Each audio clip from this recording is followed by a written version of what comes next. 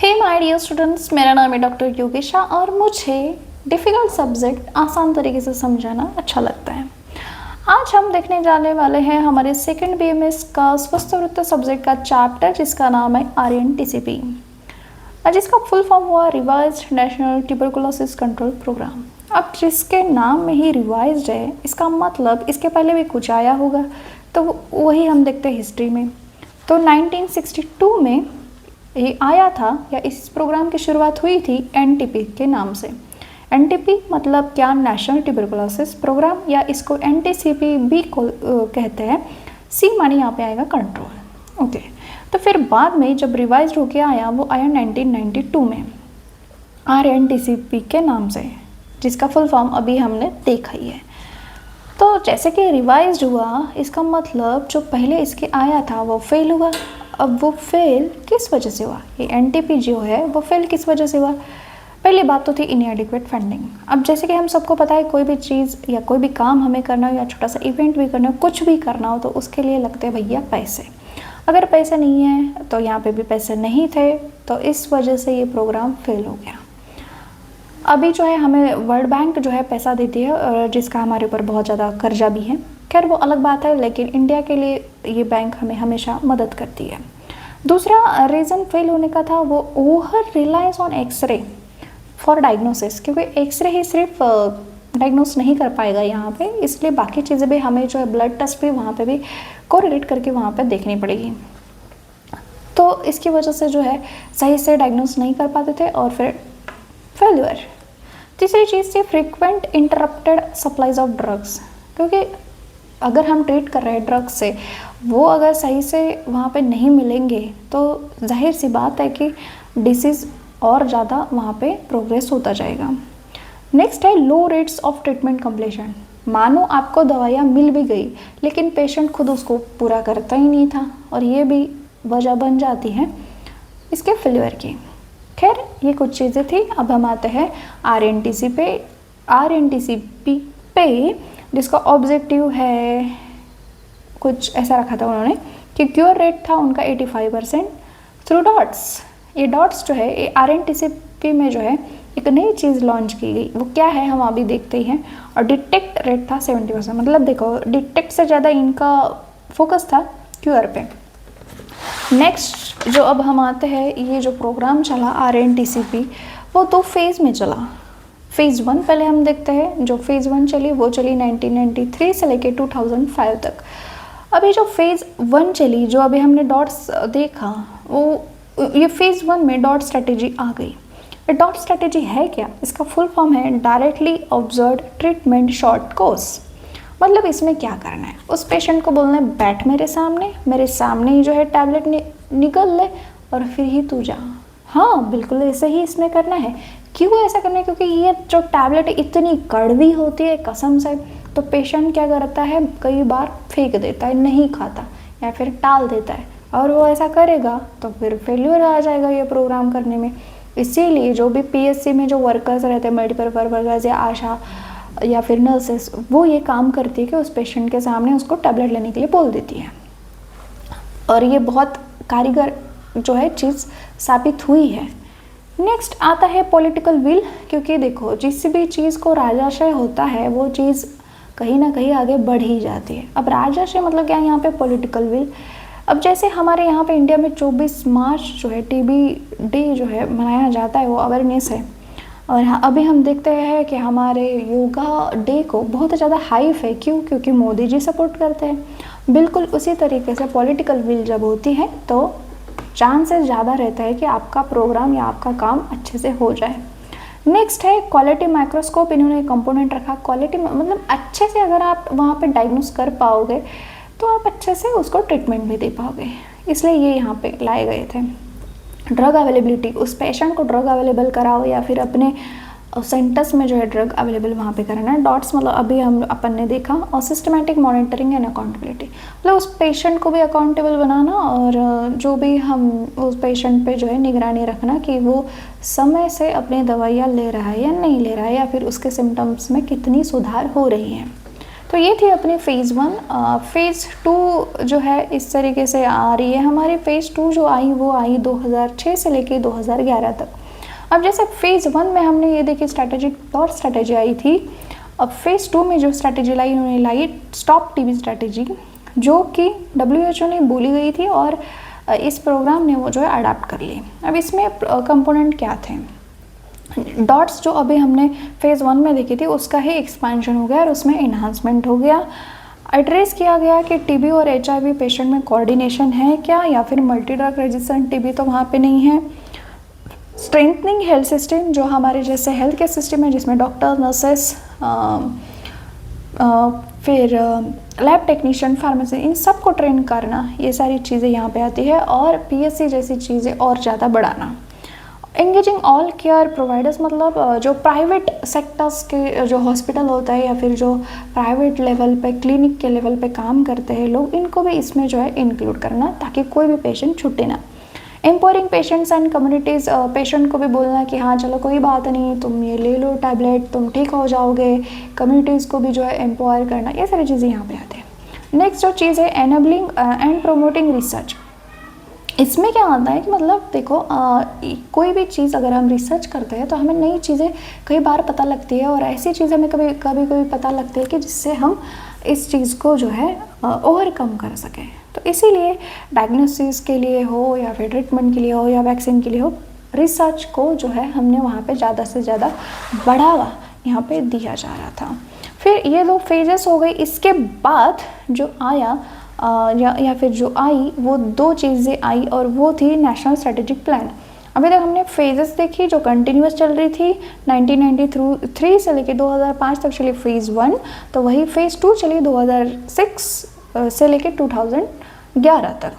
फिर आइए हमारे 2012 से लेके 2017 तक नेशनल स्ट्रेटेजिक प्लान।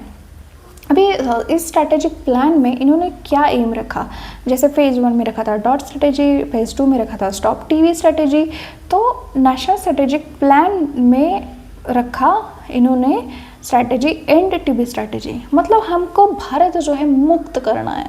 अब इन्होंने विजन रखा टीबी मुक्त भारत और ऑब्जेक्टिव रखा कि हम डिटेक्ट भी 90% करेंगे और ट्रीट भी 90% करेंगे, मतलब दोनों को सेम वेटेज उन्होंने रखा। स्ट्रैटेजी कैसे रखे? डायग्नोस्टिक एल्गोरिदम, मतलब क्या करने के बाद क्या करना है ये यहाँ पे करा। जैसे कि आपने सैंपल कनेक्शन करा जो कि नेट टेस्ट होती है, जैसे कि न्यूक्लिक एसिड एम्प्लीफिकेशन टेस्ट जिसको कहते हैं। उसके बाद हमने ये देखेंगे कि माइकोबैक्टीरियम ट्यूबरकुलोसिस जो है वो रिफैम्सिन इस ड्रग को रेजिस्टेंट है या नहीं है।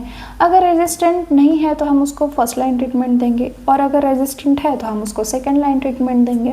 कुछ इस तरीके से एल्गोरिथम हमको सेट करना है।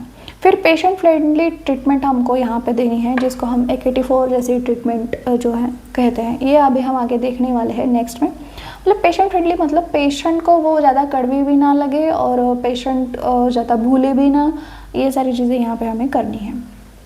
फिर HIV TB कोलैबोरेशन, मतलब ये दोनों को मिला के जैसे आजकल रील बनाता है दोनों लोग कोलैब करके, वैसे ही ये डिसीज़ के जो प्रोग्राम है वो दोनों मिला के कोलैबोरेट करते हैं कि हम ये देंगे, हाँ आप ये दे दो, कुछ इस तरीके से। और कंट्रोल TB ये तो है ही इसकी स्ट्रैटेजी। कुछ इनिशिएटिव्स जो है इसमें लाए गए थे, जैसे कि ये इनिशिएटिव निक्षय, नी माने ख़त्म करना, क्षय माने अपना ट्यूबरकुलोसिस जिसको हम क्षय बोलते हैं अपनी आयुर्वेदिक भाषा में। तो ये निक्षय है क्या? एक सॉफ्टवेयर है जो कि लॉन्च हुआ था 2012 में और इसके कंपोनेंट कुछ इस तरीके से थे कि मास्टर मैनेजमेंट, मतलब आपको सब इसमें पता चल रहा है कि कहाँ पे कितने पेशेंट है, कौन से स्टेट में कितने हैं, कौन से रीजन में कितनी मेल्स अफेक्टेड है, कितनी फीमेल्स अफेक्टेड है, कौन कैसा ट्रीटमेंट वहाँ पे ले रहा है, किसको कौन कहाँ पे जो है डॉट प्रोवाइडर है, ये सब के सब जो है इन्फो इस सॉफ्टवेयर में होती है। इसी के साथ भैया मोबाइल का ज़माना है तो यहाँ पे जो है मोबाइल एप्लीकेशन जो है TB नोटिफिकेशन, जैसे हमको इंस्टा की आती है, व्हाट्सएप की आती है या फिर और भी चीज़ों की आती है या स्नैपचैट की, बिल्कुल इसी तरह जो है ऐसे पेशेंट को ये नोटिफिकेशन जाती है कि भैया आपकी किट तैयार है या फिर आपको दवाइयाँ लेनी है, आपका ये डेट पे आपको जो है आपकी किट लेके जानी है या फिर इस समय जो है आपको टाइम पे अपनी दवाइयाँ लेनी है। ऐसी नोटिफिकेशन उस पेशेंट को जाती है क्योंकि हम भूल जाते हैं तो इसलिए ये चीज़ जो है रूटीन में लाई गई। और ऐसे में अलर्ट्स भी जाते हैं उस पेशेंट को कि प्रोग्राम में कोई चीज़ आई है नहीं, इस काइंड ऑफ वे में। और नेक्स्ट है टीबी नोटिफिकेशन। जैसे कि अगर हम कोई प्राइवेट प्रैक्टिशनर है और हमारे पास अगर ऐसा पेशेंट आता है जो कि पॉजिटिव है, तो ये मैंडेटरी है, कंपलसरी है उस पर्सन को या जो भी प्राइवेटली अपनी प्रैक्टिस कर रहा है कि उसने ऐसे पेशेंट को, ऐसी टीबी केस को तुरंत जो है डिस्ट्रिक्ट हेल्थ ऑफिसर को इन्फॉर्म करना है, ताकि वो पेशेंट इस जो है अपनी सिस्टम से छूटे ना और उस पर गवर्नमेंट का अच्छे से ध्यान रह सके। तो और उसको कुछ फॉर्म भी जो है वो देना पड़ता है मंथली। ओके, नेक्स्ट है टीबी HIV कोऑर्डिनेशन। अब मैं देखो जैसे ये दोनों भी चीज़ें ऐसे है ना, इसमें जो सिम्टम मिलता है टीबी में वो HIV में मिलते हैं। कौन से दो सिम्टम? एक तो इसमें भी नाइट स्वेट आता है, इसमें भी नाइट स्वेट आता है, इसमें भी वेट लॉस होता है, इसमें भी वेट लॉस होता है। इसमें तो बिल्कुल पेशेंट हड्डी का ढांचा जैसा दिखने लगता है ना, तो फिर वो ससेप्टिबल हो जाता है, कुछ मांस ही नहीं, इम्यूनिटी कहाँ से आएगी? तो HIV का इन्फेक्शन हो जाता है उसको, और HIV हुआ तो TB का इन्फेक्शन हो जाता है। तो ये दोनों डिसीज़ है ना, हाथ में हाथ लेके ऐसे घूमते रहता है, मतलब दोस्त है एक दूसरे के।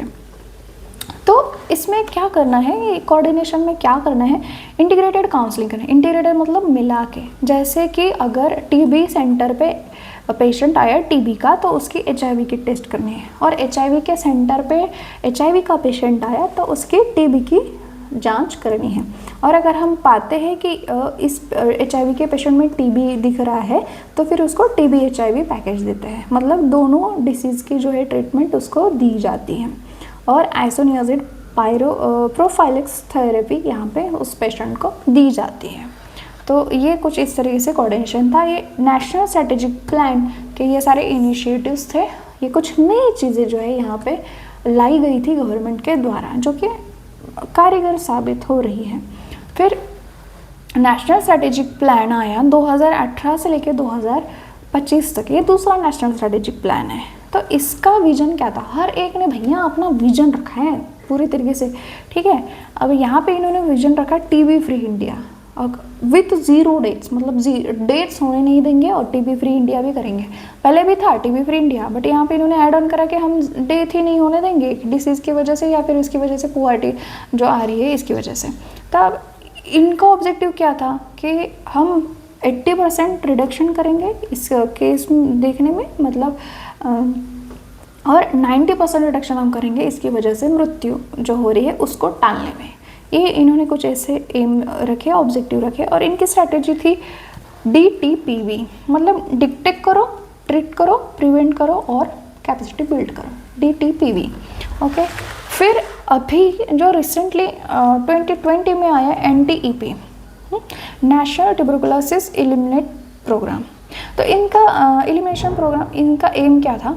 टू एलिमिनेट TB बाय 2025, मतलब 2025 तक हमको पूरा TB हटा देना है। लेकिन ऐसा हुआ नहीं है, अभी भी केसेस चल ही रहे हैं। क्या करें, पेशेंट सुनते नहीं हैं। स्ट्रैटेजी थी इसकी भी DTPB, और इसमें इनिशिएटिव्स कुछ इस तरीके से थे कि निक्षय पोषण योजना, मतलब अभी हमने देखा कि TB का पेशेंट बिल्कुल हड्डी दिखती है उसके पेशेंट, कोई मांस मसल नहीं होता है। तो इनमें पोषण न्यूट्रिशन देने का काम इस योजना के तहत किया जाता है, और DBT स्कीम जो है यहाँ पे की जाती है, जिसके अंदर उस पेशेंट को 1000 रुपये पर मंथली दिए जाते हैं। और निक्षय मित्र मतलब अभी जो मैंने बताया कि ख़त्म करना अक्षय TB को, ये मित्र ऐसे कौन कौन होते हैं? ये कम्युनिटी मेंबर्स हो सकते हैं, NGOs या कॉर्पोरेट एंटिटीज़ हो सकते हैं, जो क्या करते हैं, TB के पेशेंट को अडैप्ट करते हैं और उसको न्यूट्रिशन देने में या फिर उसको दवाई उसके सामने बैठ के लेने में मदद करते हैं। फिर ये दवाइयाँ जो दी जाती है वो किस तरीके से दी जाती है? ये थोड़ा पुराना ज़माना है कलर कोडिंग का। अभी तो AKT4 चल रही है, अभी हम तुरंत ही देखेंगे इसके बाद। कलर कोडिंग जो की जाती है वो 2 तरीके से की जाती है। अगर वो पेशेंट न्यू है तो उसको रेड बॉक्स दिया जाता है, अगर वो पुराना पेशेंट है तो उसको ब्लू बॉक्स दिया जाता है। और रेड बॉक्स, ब्लू बॉक्स, नया पेशेंट, पुराना पेशेंट। ओके, तो ये कलर वाइज से हमको पता चल जाता है कि वो पेशेंट नया है या पुराना। अब ये जो ट्रीटमेंट दी जाती है वो 2 फेज़ में दी जाती है, इंटेंसिव और कंटिन्यूएशन। मतलब यहाँ पे उसको बिल्कुल उसका दवाई का डोज जो है वो बिल्कुल छूटना नहीं चाहिए और वो कंटिन्यू भी करना है। अब यहाँ पे हम समझ लेते हैं कि क्या है क्या। देखो 2HRZE 3। अब यहाँ पे ये 2 क्या है, 3 क्या है? ये 2 जो है यहाँ पे ये 2 मंथ के लिए देने हैं। क्या क्या देना है 2 मंथ के लिए? H माने आइसोनियाज़ाइड जो एंटीबैक्टीरियल है, R रिफैम्पसिन जो हमने लेप्रेसी में भी देखा था, Z पायराजिनामाइड और E माने इथाम्ब्यूटॉल। मतलब क्या? आइसोनियाज़ाइड, रिफैम्पसिन, पायराजिनामाइड एंड इथाम्ब्यूटॉल। ये 4 ड्रग देने हैं इंटेंसिव फेज में, जो कब तक चलते हैं? 2 मंथ के लिए। और ये यहाँ पे 3 क्या है? ये 3 है कि ये कब लेनी है दवा। मतलब 3 माने हफ्ते में 3 बार अल्टरनेट डे। हफ्ते में 3 बार अल्टरनेट डे, मतलब मंडे को ली तो ट्यूसडे को नहीं लेंगे, वेडनेसडे को लेंगे, फिर थर्सडे को नहीं लेंगे, फ्राइडे को लेंगे, ऐसे एक दिन छोड़ के ये इंटेंसिव फेज में करेंगे। फिर कंटिन्यूएशन फेज वो चलती है 4 महीने के लिए, और 4 महीने में उसको सिर्फ 2 ड्रग दिए जाएंगे। वो क्या क्या दिया जाएगा? फिर यहाँ पे आइसोनियाज़ाइड और रिफैम्पसिन सेम थ्राइस अ वीक, हफ्ते में 3 दिन, इस तरीके से। अब ब्लू बॉक्स अब ओल्ड पेशेंट है तो यहाँ पे कुछ मेडिसिन जो है थोड़ी सी एक्स्ट्रा ऐड हो जाती है। ये चलती है 4 महीने के लिए, पर 2 महीने में उसको इस तरीके से दिया जाता है और 2 महीने में इस तरीके से। अब इस तरीके से क्या मैं बता रही हूँ, 2 महीने में उसको दिया जाता है आइसोनियाज़ाइड, रिफैम्पसिन, पायराजिनामाइड, इथाम्ब्यूटॉल। ये तो सेम है, रेड में भी दिया जाता है, ब्लू में भी दिया जाता है। एक्स्ट्रा और क्या है यहाँ पे? यस माने स्ट्रेप्टोमाइसिन। क्यों? क्योंकि ये ओल्ड है और उसकी इम्यूनिटी कम हो गई है और उसको ज़्यादा हेवी बैक्टीरिया मारने वाला जो है यहाँ पे बैक्टीरिया किल करने वाला जो है यहाँ एंटीबैक्टीरियल चाहिए यहाँ पे, तो वो होता है स्ट्रेप्टोमाइसिन। तो ये यहाँ पे ऐड ऑन है। तो ये 5 ड्रग ब्लू वाले पेशेंट को दिए जाते हैं हफ्ते में 3 बार अल्टरनेट दिन। उसके बाद ये 2 महीने के होने के बाद सेम ट्रीटमेंट बाद में स्ट्रेप्टोमाइसिन को हटा के ये जो कंटिन्यूएशन थी वो सेम यहाँ पे दी जाती है। मतलब 4 महीने जो है ब्लू वाले पेशेंट को ये दी जाती है। फिर कंटिन्यूएशन फेज में मतलब ये ख़त्म होने के बाद 5 महीने के लिए उसको दी जाती थी आइसोनियाज़ाइड, रिफैम्पसिन और इथाम्ब्यूटॉल। देखो यहाँ पे इथाम्ब्यूटॉल नहीं है, यहाँ पे इथाम्ब्यूटॉल हमने ऐड किया है। क्यों? क्योंकि ये ओल्ड पेशेंट है। तो स्ट्रेप्टोमाइसिन और इथाम्ब्यूटॉल ये कंटिन्यूएशन फेज में हमें यहाँ पे देखने को मिल रहे हैं ब्लू वाले पेशेंट में। ओके, तो इसका डोज कुछ इस तरीके से था। जैसे आइसोनियाज़ाइड है तो 600 mg, रिफैम्पसिन का डोज है 450 mg, पायराजिनामाइड का डोज है 1500 mg, इथाम्ब्यूटॉल का डोज है 1200 mg और स्ट्रेप्टोमाइसिन का डोज है 0.75 ग्राम। ओके, और ये 2 महीने अभी समझा है कि ये 2 महीने तो मंथ्स है और ये 3 बोले तो ये वीक्स है। और बाकी के जो 3 दिन है उसमें क्या देना है? मल्टीविटामिन जो है वहाँ पे देने हैं। अभी जो करंटली ट्रीटमेंट चल रही है वो AKT4 है और ये पेशेंट फ्रेंडली ट्रीटमेंट है, जिसमें पेशेंट को ये याद नहीं रखना पड़ता कि कौन से दिन ली कौन से दिन नहीं ली। अभी जो ये जो हमने देखी थी कलर कोडिंग, ये पुरानी ट्रीटमेंट है। अभी जो चल रही है वो AKT4 दी जाती है। AKT4 मतलब या 4 माने 4 ड्रग है, यहाँ पे 4 ड्रग के मिलके ये किट बनती है, ये एक किट होती है।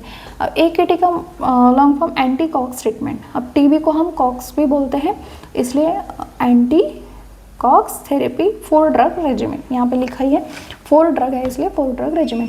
अब इसमें क्या हो, 4 ड्रग कौन से है? वो आइसोनियाज़ाइड, रिफैम्पसिन, इथाम्ब्यूटॉल और पायराजिनामाइड। सेम ड्रग है पर इसका अभी यहाँ पे डोज अलग है। जैसे आइसोनियाज़ाइड का वहाँ पे 600 mg था, यहाँ पे 300 mg है। रिफैम्पसिन सेम डोज का है 450 mg। इथाम्ब्यूटॉल को जो है हमने यहाँ पे 800 mg किया है, वहाँ पे 1200 mg था। और पायराजिनामाइड यहाँ पे 750 mg जो है यहाँ पे दिया जाता है, वहाँ पे दिया जाता था 1500 mg। तो हाफ डोज से दोनों के थोड़े से किए गए हैं। अब ये लेनी कब है भैया AKT4? ये जब हमारा फूड हम लेते हैं उसके पहले नहीं है, या फिर जब हमारा पेट खाली होता है तब लेनी है। और हर दिन रोज़ सेम टाइम पे जो है हमको यहाँ पे लेनी है।